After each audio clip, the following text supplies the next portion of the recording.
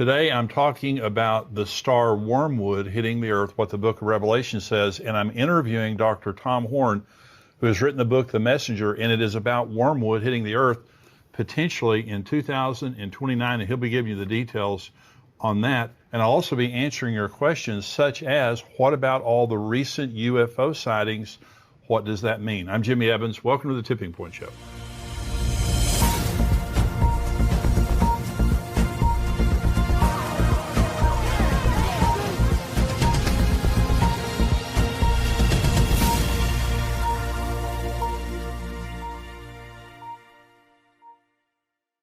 Welcome to the Tipping Point Show today. We've got a very, very interesting show today because we're talking about Revelation chapter 8, where wormwood, the star wormwood, hits the earth. Now, there is an asteroid headed toward Earth that NASA is talking about. All the experts are talking about it hitting the earth in April of 2029, and that's what this book is about by Thomas Horn. And we have a big interview coming, some in the free portion of the program. The rest of it will be in the subscriber portion after the break. But he's written this book called The Messenger, and this goes into detail now about what the experts are saying, and that is there is an asteroid, a major asteroid on the way to Earth. And many of the leading experts are saying it's going to hit the Earth on April the 13th, 2029. And so Dr. Thomas Horn is going to be talking about what that means related to the end times and when the beginning of the tribulation would occur. So stay tuned for that. Let me just kind of talk us up to the point of the interview with Dr. Horn.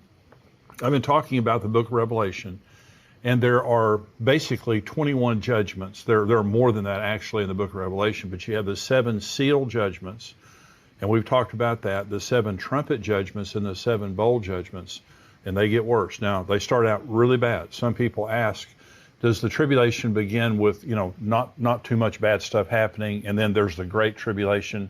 That Jesus is the one that told us in the middle of the tribulation, when the abomination of desolation occurs, he said the second part of that is great tribulation such as never occurred on the earth. And so the last 3.5 years is definitely worse than the first 3.5 years, but the first 3.5 years are very, very severe.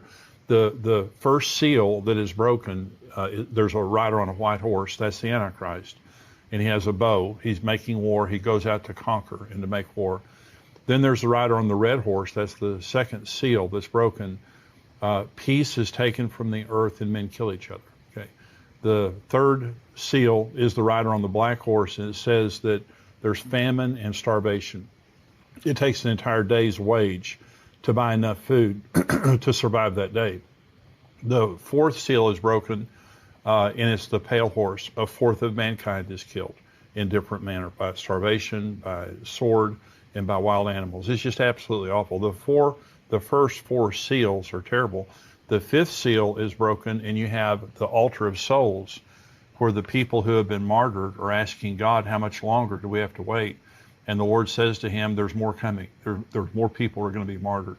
And so you need to wait a little bit longer. What that means is there's going to be mass martyrdom during the tribulation, the Antichrist killing people. Revelation 20 tells us about the people who have been beheaded because they would not worship the beast or take the mark of the beast. So this is mass martyrdom during the tribulation. When the 6th seal is broken, something very interesting happens. And this is kind of a preview of what we're talking about with wormwood. It says, and I looked when he opened the 6th seal, and behold, there was a great earthquake, and the sun became black as sackcloth of hair, and the moon became like blood, and the stars of heaven fell to the earth, as a fig tree drops its late figs when it is shaken by a mighty wind. Then the sky receded as a scroll when it is rolled up, and every mountain and island was moved out of its place. And the kings of the earth, the rich men, the mighty men, the commanders, every slave and every free man hid themselves in the caves and in the rocks of the mountains, and said to the mountains and rocks, fall on us and hide us from the face of him who sits on the throne and from the wrath of the Lamb. For the great day of his wrath has come, and who is able to stand? Well, I want to begin. This is talking about the sky growing black, and stars begin to drop like a fig tree drops its figs and all those things. Well, if you saw the movie Greenland, it's a good movie, and it talks about extinction level event that happens when an asteroid hits the Earth. And what you notice in that movie, which is a very realistic movie, is an asteroid is not just one big rock, even though it is, ultimately. You have all of these stars, all of these parts of the rock hitting in waves. And so that would be like a fig tree losing its figs. And so we're going to read in just a minute in Revelation chapter 8 now, all of the events, or the first 4 trumpets, are going to sound in Revelation chapter 8. The seals are over. The first 4 trumpets are going to sound, and all of these are the same event. It's all wormwood that is about to hit, that hits, and the effect after it hits. So this is chapter 8. When he opened the 7th seal, there was silence in heaven for about half an hour. And I saw the 7 angels who stand before God, and to them were given 7 trumpets. Then another angel, having a golden censer, came and stood at the altar. He was given much incense, that he should offer it with the prayers of all the saints upon the golden altar which was before the throne.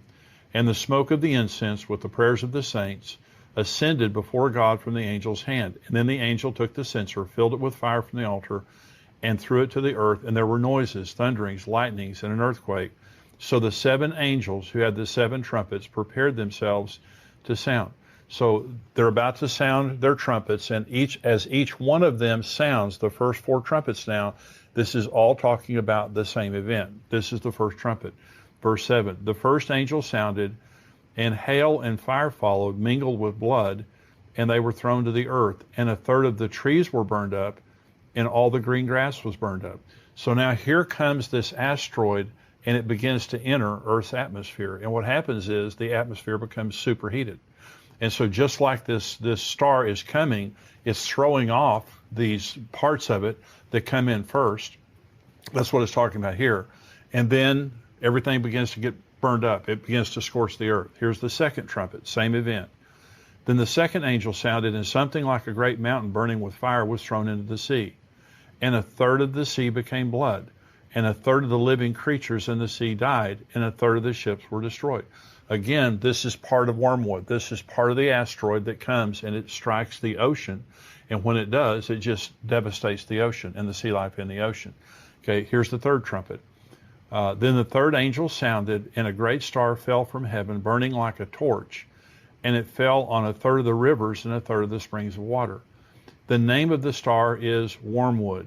A third of the waters became wormwood, and many men died from the water because it was bitter. Now you notice that this is affecting a third of the earth. Now, that's a massive amount of geography that this is covering, both in the sea and on the land, and it's making the waters poisoned so that people die when they drink the waters.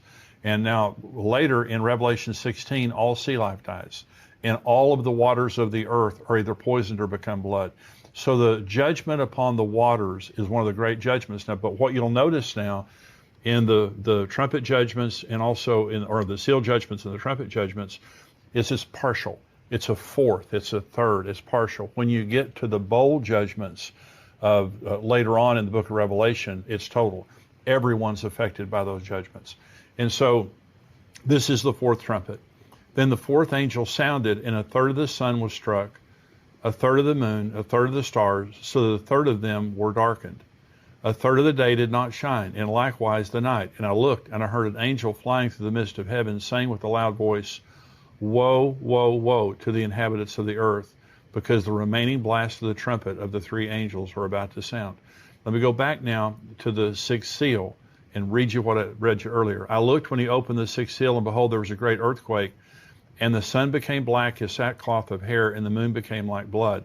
And the stars of heaven fell to the earth as a fig tree drops its late figs when it is shaken by a mighty wind. So both in the 6th seal and also here at the 4th trumpet, we're told that the sky grows black. That's exactly what happens when a meteor or an asteroid hits the earth. That magnitude of an asteroid, it throws up all the dust. There's all like Mount St. Helens or something like that. All this dust is thrown up into the atmosphere, and it becomes very dark or black. And so these judgments are describing one event. An asteroid is coming. It begins to superheat the earth, burn up all the green grass, all of that. Then it throws off a part of itself in the ocean. Then it hits the earth, and then the sky grows black. So the judgment of wormwood is a severe judgment that causes great death, great harm. You can understand the level of panic. Now, Dr. Tom Horn is going to join us here, and he had a personal experience that he's going to talk about, a dream that he experienced that then led him to the truth of Apophis. Now, Apophis is what NASA is calling the asteroid that it's on its way here. And there's some level of disagreement that you'll hear him talk about, that NASA is trying to deny that this is going to hit the Earth directly. You can imagine the panic that that would cause if everyone knew this was happening. And by the way, we have sent up a spaceship for the purpose of finding asteroids and trying to blow them up for the purpose of them not hitting the Earth. And so I personally believe that is in response to Apophis and what NASA is saying right here. So we're going to go right now to this interview by Dr. Tom Horn. NASA has affirmed that there is an asteroid headed toward the Earth. They're calling it Apophis. And they're saying it's going to arrive, was it 2029? Yeah, Friday the 13th, April 2029. And you may have seen in recent weeks where they're reaffirming something they already did say, and I dealt with it in both the Wormwood Prophecy as well as the new book, The Messenger, in which they're saying that while Apophis is going to make a very, very close miss of the Earth, they are saying that right now they're calling an all clear, saying that it's not going to impact the planet. Now, this is something that your listeners need to really pay attention to.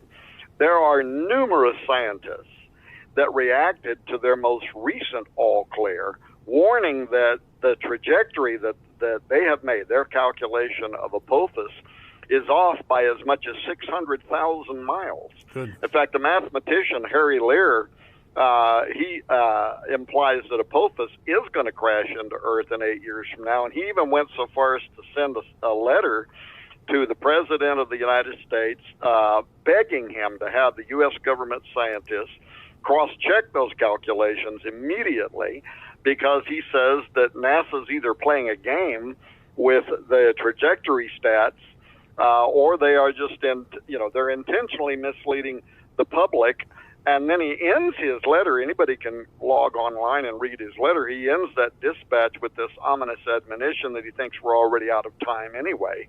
But maybe if we got on it now, and I think behind the scenes they are on it now, I think it's part of the reason Space Force was formed, that they're trying to figure out how they might be able to mitigate this incoming event. But it's not just Lear. Nathan Myhrvold, who was the head of Microsoft, the science department for Microsoft for many years, he is consistently listed every year in the top 100 scientists in the world.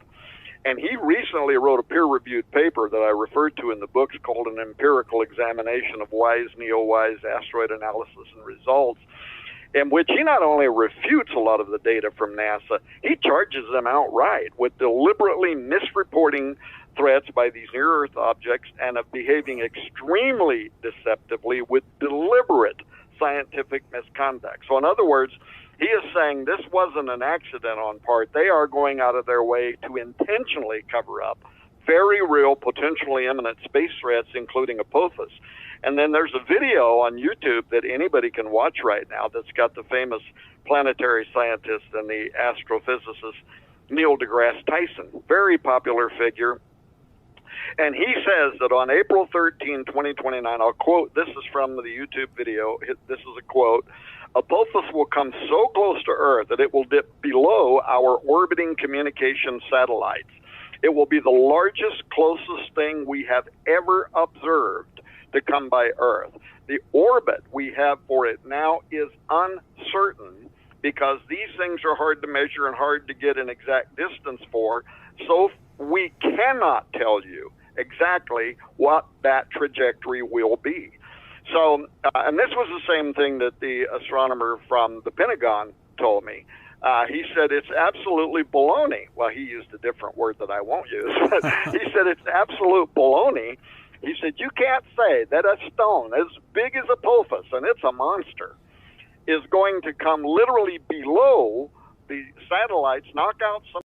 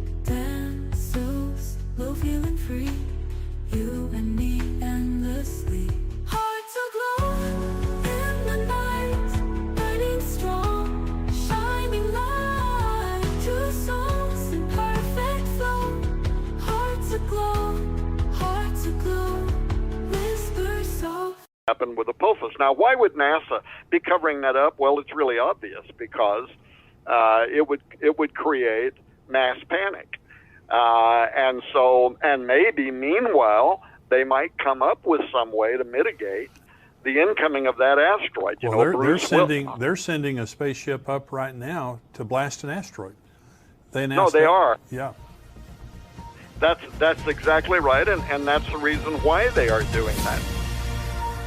Well, that's a fascinating interview. I hope that you enjoyed that. Now, we have more of it coming, about 10 more minutes of that interview coming up in the subscriber portion. If you're not a subscriber, please become a subscriber. endtimes.com is where you go to subscribe. It's $7 a month, $77 a year. As a monthly subscriber, you get the first month for free. So if you want to just check it out, become a monthly subscriber. It's free for the first month. If you don't want to continue, fine. And if you do, that's great also. But become a subscriber. If you're not a subscriber, I'm going to say goodbye to you. If you are a subscriber, we're going to take a short break here, and we'll be back with more of the interview from Dr. Tom Horn, and I'm also answering questions.